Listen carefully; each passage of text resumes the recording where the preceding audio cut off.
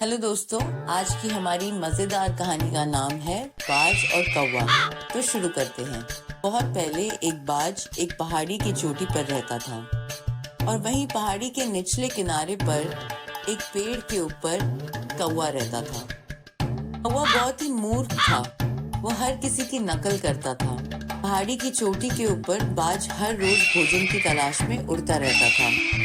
कौवा हमेशा ये देखता रहता था कि बाज हवा में घंटों ऊपर गोल गोल चक्कर काटता और जो ही उसे नीचे कोई शिकार दिखाई देता वो बहुत ही तेजी से नीचे की तरफ बढ़ता और शिकार को अपने पंजों में जकड़ लेता। बाज को जन्म से ही भगवान द्वारा ऐसी आंखें मिली थी कि वो काफी दूर से ही अपने शिकार को देख सकता था और उसे अपना लक्ष्य बनाकर उस पर हमला बोल सकता था। कौवे ने सोचा, अगर बाज ऐसा कर सकता है तो मैं भी कर सकता हूँ, और उसने निश्चय किया कि एक दिन मैं बाज को दिखा दूंगा कि मैं भी बिल्कुल तुम्हारी ही तरह कर सकता हूँ। कुछ दिनों बाद कौवे ने बाज को हमेशा की तरह हवा में चक्कर लगाते देखा। ऐसा देख उसने भी ऐसा करने की सोची। अचानक से एक झाड़ी से एक खरगोश बाहर निकला। बाज ने उसको देखा और कौवे ने भी। कौवे के आगे बढ़ने से पहले ही बाज तेजी से नीचे की तरफ गया और खरगोश को अपने मजबूत पंजों में जकड़कर दूर उड़ गया।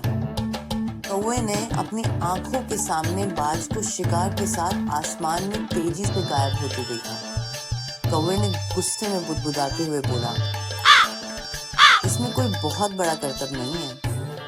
अगले ही पल कौवे ने एक बड़े मोटे चूहे को बिल से बाहर आते देखा। बिना समय बर्बाद किए कौवे ने बहुत ही तेजी से नीचे की तरफ उड़ान भरी। बाज की तरह कौवे ने भी चूहे को अपने पंजे में जकड़ने की कोशिश की। इतने में चूहे ने कौवे को देख लिया और दूर भाग गया और कौवा सीधे चट्टान से जाकर टकराया। कौवा जोर जोर से दर्द के मारे करहाने लगा। इतने में बाज उड़कर नीचे आ गया और बाज ने कहा, मुझे आशा है अब तुम्हें ये पता चल गया होगा कि इस तरह से शिकार करना इतना आसान नहीं है और ये नकल करना भी आसान नहीं है। इतना कहकर वो उड़ गया। इस घटना के बाद कौवे ने अपने पूरे जीवन में कभी भी किसी की नकल नहीं की और ईश्वर के द्वारा दी गई क्षमताओं के साथ खुशी खुशी अपनी पूरी जिंदगी बिताई। तो इस कहानी से हमें ये सीख मिली है दोस्तों कि कभी भी किसी के गुणों को देखकर खुद को कोसना नहीं चाहिए।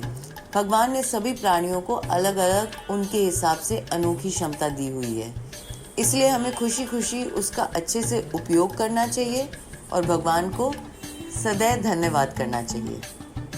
तो आपको कैसी लगी कहानी दोस्तों? प्लीज़ इसको लाइक, सब्सक्राइब और कमेंट करना मत भूलिएगा। धन्यवाद।